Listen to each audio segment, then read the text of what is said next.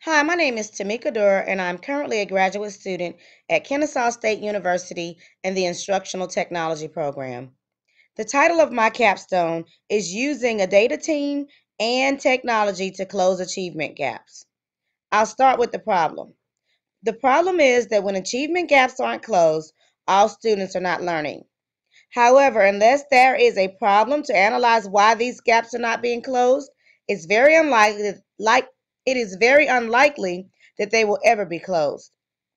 Hence, there is a need for a data team to dig deep and try to discover ways to reach all learners by identifying a learner-centered problem or problems. We've got to assume that making significant progress in improving student learning and closing achievement gaps is a moral responsibility and a real possibility in a relatively short amount of time, and that it is not children's poverty or race or ethnic background that stands in the way of achievement. It is the school's practices and policies and the beliefs that underline them that pose the biggest obstacles. And this was a quote that I took from Love et al. 2008. There are a few other assumptions that must be made in order to understand the need for a data team to take on the task of finding the learner-centered problem. But there's also a need to determine the central approach to choosing what types of strategies to adopt. According to Richardson 2010, our collective inability to recognize a tectonic shift in the way we learn stems from one fundamental fact.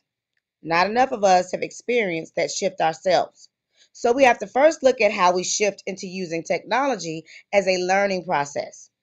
If we want to reach our students who have already made the shift into depending on technology to engage them in their learning experiences. Therefore, launching the data team is the first step. This is the tool needed to identify the learner problem or problems. However, the central focus in solving that problem will be with both the use of technology devices and Web 2.0 tools. Why technology to improve student learning? A study revealed that one-third of students surveyed didn't feel that class activities were related to their interests, nor did they incorporate technology in ways that motivated them and engaged them to learn, according to Gadiski et al. 2003. So, for my project, the following are objectives and deliverables. Utilization of a data team.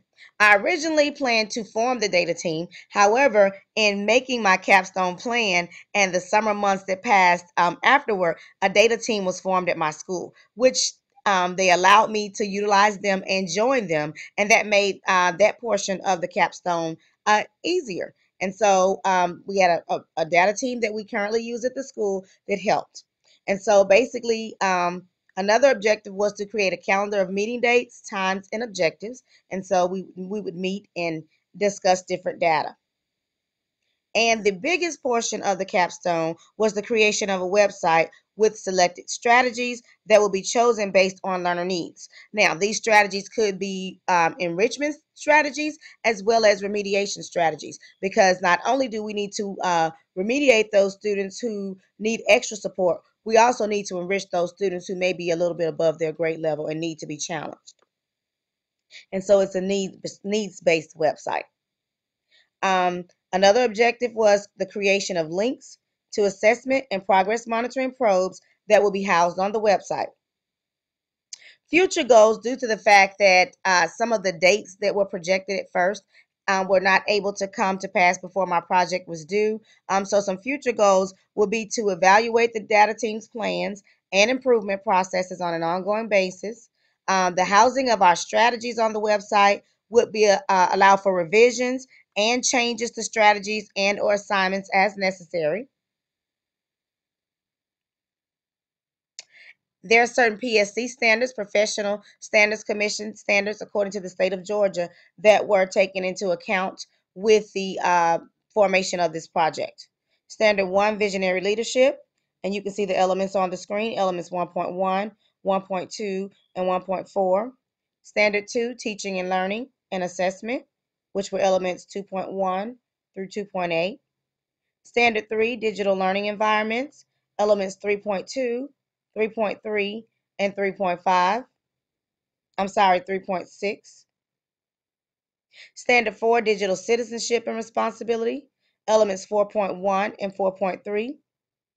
Standard 5, Professional Learning and Program Evaluation, Elements 5.1 and 5.3. Standard 6, Candidate Professional Growth and Development, Elements 6.1, 6.2, and 6.3.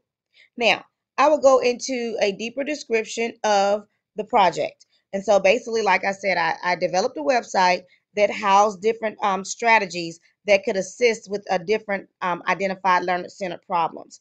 Um, it was also part of my goal that after this site was housed, to go and choose some students that would fit the criteria where achievement gaps needed to be closed, whether it was with enrichment strategies or remediation strategies to close the achievement gaps, which is the biggest problem that we noted at our school, as far as data and where we currently stand. And so basically, my portion of this capstone was that I developed the site, and the after the data team met on different occasions, the site was developed, and we're going to visit that site in just a moment. And it just gives different strategies. Another goal with the development of the site was giving teachers some resources for how they could develop their own site so that they can personalize the different strategies that they needed, because this particular site was supposed to be the site house for the whole school. And basically, when you look at learner needs, one teacher may need a set of strategies for her students, while another teacher may need another set. And so rather than going and looking at the overwhelming resources that I've placed on the site, I also gave the teachers a little bit of professional development as to how they could develop their site and tailor it for their students. Now, the good thing about doing this on a website is that as years come and students change, or as the year present students change, because we know that happens in both situations, teachers could um, develop and revise the site for them and their personal needs as necessary, rather than having to go to the house site for the school each time and pulling the strategies as needed. They can house them on their site. That way, whenever they want to go and work on an intervention with the student or set a student up for the intervention, they can go directly to what they needed without having to look at the plethora of information that's on the site and that's going to be added to the site on an ongoing basis. And so basically, that was the largest portion of my project. Again, it will have assessment links and progress monitoring probes on the site.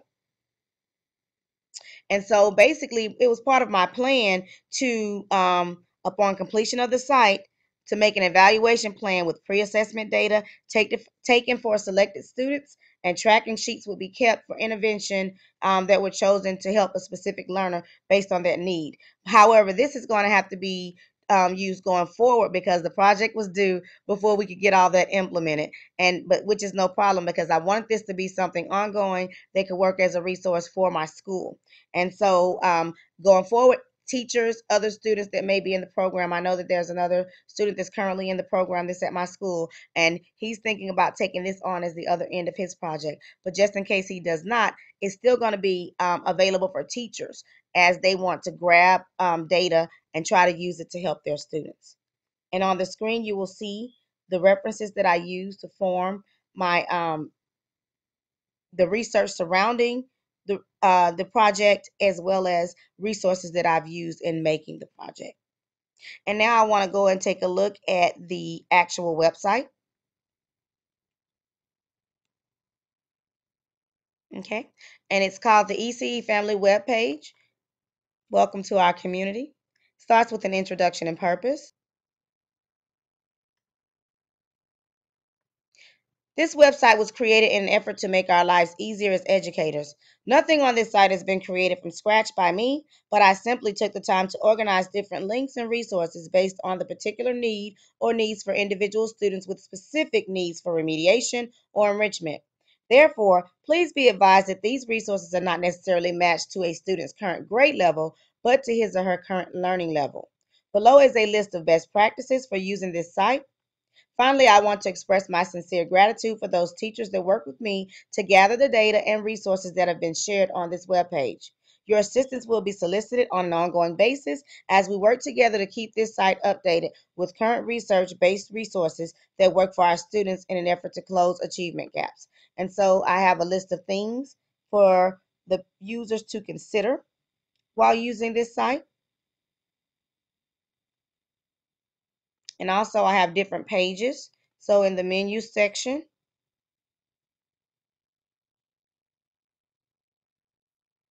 the first thing I want to go to is like I referenced before, I put resources for the teachers to make their own website or web page so that they can tailor the resources for their students based on the needs of their particular students. And so here you see the downloaded file, and I give them some introductory information.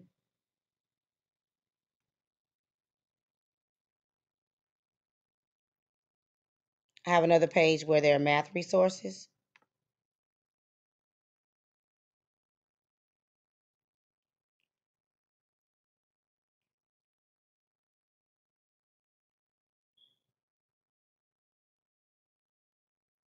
And some of the resources repeat as they house different subjects.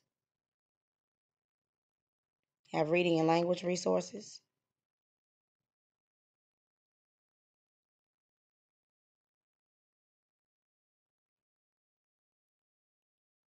And then there's a page for tracking and progress monitoring. And so there are links here and that will be put here for the progress monitoring tools. And I've also given scenarios.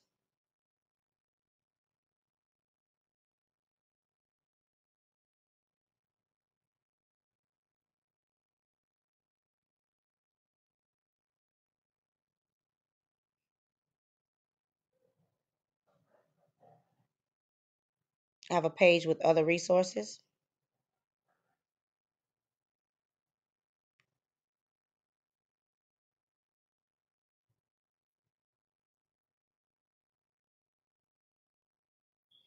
And I give them some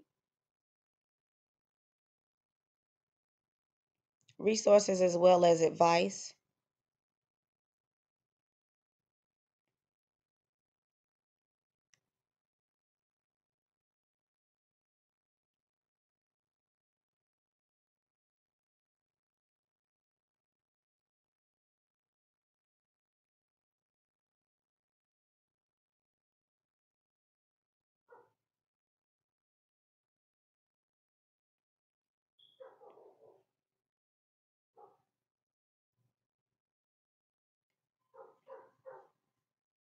And then finally, as teachers often do, we like to collaborate with one another and give each other feedback.